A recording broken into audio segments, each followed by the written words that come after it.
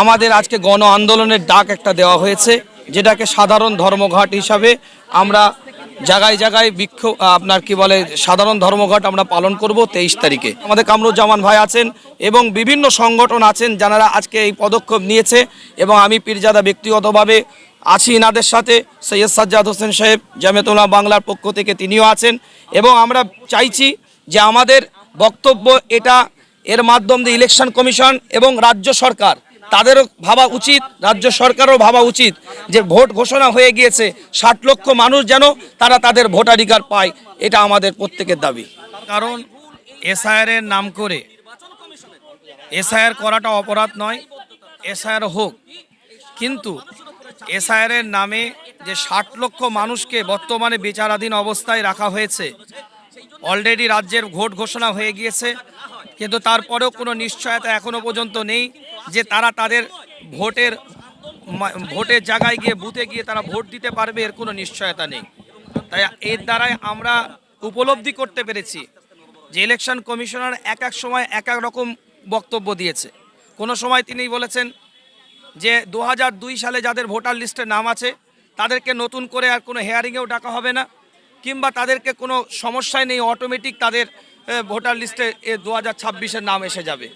পরবর্তীতে আবার তাদেরকে হেয়ারিংয়েও ডাকা হয়েছে, এমনকি 60 লক্ষের মধ্যে এমনও যারা বিচারাধীন অবস্থায় আছে তাদের মধ্যে থেকে 2002 সালের নাম আছে এরকম বহু সংখ্যক ভোটার আছে।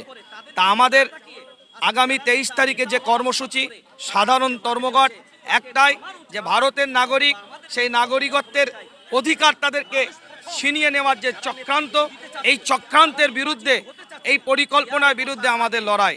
যারা বিচারাধীন অবস্থায় আছে তাদের পক্ষ নিয়ে এবং ভারতীয় সংবিধানকে সামনে রেখে, যেহেতু সংবিধান তাদেরকে রাইট দিয়েছে, তাদের নিজস্ব ব্যক্তিবিশেষ ভোট অধিকার তাদেরকে সংবিধান দিয়েছে, তাই তাদের ভোটাধিকার কেড়ে নেওয়ার কোনো রকম অধিকার কোনো রকম ইলেকশন কমিশনের নেই। তাই আমরা ইলেকশন কমিশন সহ এবং রাজ্য সরকারকেও আবেদন করব, যেহেতু ভোট অলরেডি ঘোষণা হয়ে গিয়েছে, তাই রাজ্য সরকারও অতি সত্ত্বে এবং খুব তাদেরকে অ্যাক্টিভ পর্যায়ে তাদের পক্ষ নিয়ে 60 লক্ষ মানুষ যেন ভোট দিতে পারে, এই অধিকার যেন তারা ফিরে পায়, সেজন্য আমাদের লড়াই।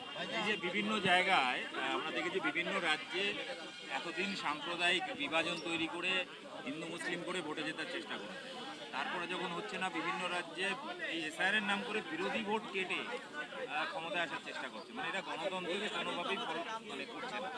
এটা নিয়ে গণতান্ত্রিক অধিকারকে হরণ করার প্রচেষ্টা চালিয়ে যাচ্ছে এক শ্রেণীর সাম্প্রদায়িক মনোভাবপূর্ণ ব্যক্তিত্ব। আজকে যখন গণতান্ত্রিক প্রক্রিয়ায় সে নিজের ভোটটাকে প্রয়োগ করবে, এবং তারা চিন্তা করছে যে গণতান্ত্রিক প্রক্রিয়ায় যদি ভোট হয় তাহলে সাম্প্রদায়িক শক্তিকে কোনোদিন রাজ্যের বুকে জায়গা দেওয়ার মানসিকতার মানুষ কোনো এই পশ্চিমবঙ্গের রাজ্যের মানুষের মধ্যে নাই, সাম্প্রদায়িক মনোভাবপূর্ণ ব্যক্তিত্ব। তাই তাদেরকে নতুন একটা পরিকল্পনা করতে বাধ্য হয়েছে, যে সাম্প্রদায়িক ইস্যুটাকে যেমন তারা বিভিন্ন রাজ্যে তোলার চেষ্টা চালাচ্ছে, ঠিক এই রাজ্যের বুকে এসআইআর এর ইস্যু নিয়ে এসে কিছু সাম্প্রদায়িক মনোভাবপূর্ণ ব্যক্তিদেরকে সামনে রেখে সম্প্রীতিকে নষ্ট করার জন্য তারা একটা গণতান্ত্রিক অধিকারকে হরণ করার প্রচেষ্টা চালিয়ে তারা এসআইআর এর মাধ্যম দিয়ে মানুষের এই হেনস্থা করার একটা শিকার, এবং তাদেরকে বিচারাধীন অবস্থায় রেখে তাদের ভোটাধিকার নষ্ট করার একটা পরিকল্পনা তারা চালিয়ে যাচ্ছে।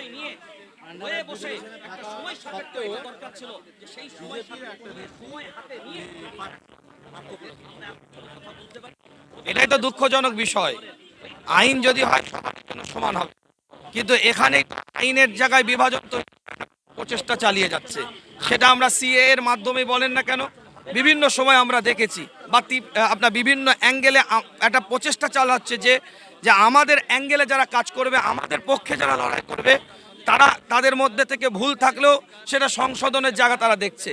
কিন্তু যখনই তাদের অ্যান্টি লবি একটা কাজ করছে, অর্থাৎ অ্যান্টি লবি বলতে সম্প্রীতির মনোভাবপূর্ণ ব্যক্তিত্বরা যখন মাঠে নামে কাজ করার চেষ্টা চালাচ্ছে, তখন সাম্প্রদায়িক শক্তি তারা তাদের ক্ষমতাকে প্রয়োগ করে তাদের গণতান্ত্রিক অধিকারকে হরণ করার একটা প্রচেষ্টা চালাচ্ছে। আজকে আমরা কলকাতা প্রেস ক্লাবে এসেছিলাম এবং রাজ্যের বিভিন্ন সংগঠনের পক্ষ থেকে, গণসংগঠনের পক্ষ থেকে আজকে প্রেস ক্লাব থেকে একটাই বিবৃতি আমাদের, যে বিচারাধীন অবস্থায় ভারতবর্ষের মধ্য থেকে একটা রাজ্য এই ওয়েস্ট বেঙ্গলের মধ্যে এসআইআরের কারণে যাদেরকে আজকে হেনস্থা করা হচ্ছে বা বিচারাধীন অবস্থায় আছেন, তাদের পক্ষে নিয়ে আমাদের আজকে গণ আন্দোলনের ডাক একটা দেওয়া হয়েছে, যেটাকে সাধারণ ধর্মঘট হিসাবে আমরা জায়গায় জায়গায় বিক্ষোভ সাধারণ ধর্মঘট আমরা পালন করব 23 তারিখে। তো আমাদের এই পদক্ষেপ স্বাধীনতার পর থেকে ভারতবর্ষের কোনো নাগরিক এতটা হ্যারাসমেন্ট হয়নি।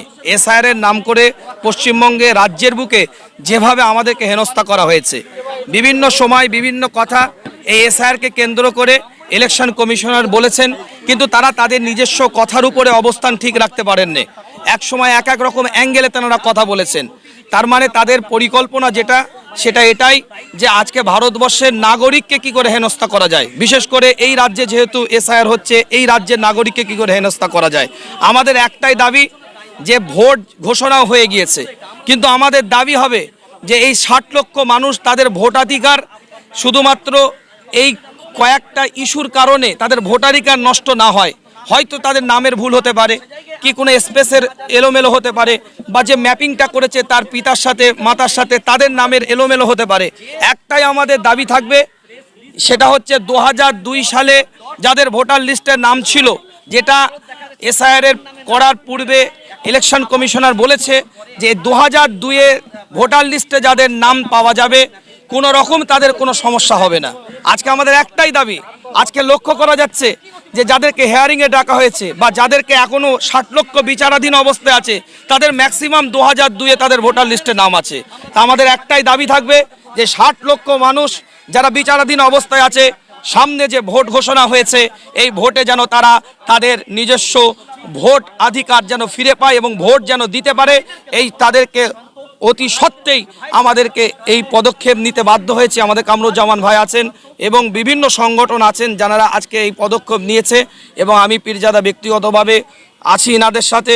সৈয়দ সাজ্জাদ হোসেন সাহেব জামিয়াতুল উলামা বাংলার পক্ষ থেকে তিনিও আছেন, এবং আমরা চাইছি যে আমাদের বক্তব্য এটা, এর মাধ্যম দিয়ে ইলেকশন কমিশন এবং রাজ্য সরকার তাদেরও ভাবা উচিত, রাজ্য সরকারও ভাবা উচিত যে ভোট ঘোষণা হয়ে গিয়েছে, 60 লক্ষ মানুষ যেন তারা তাদের ভোটাধিকার পায়, এটা আমাদের প্রত্যেকের দাবি।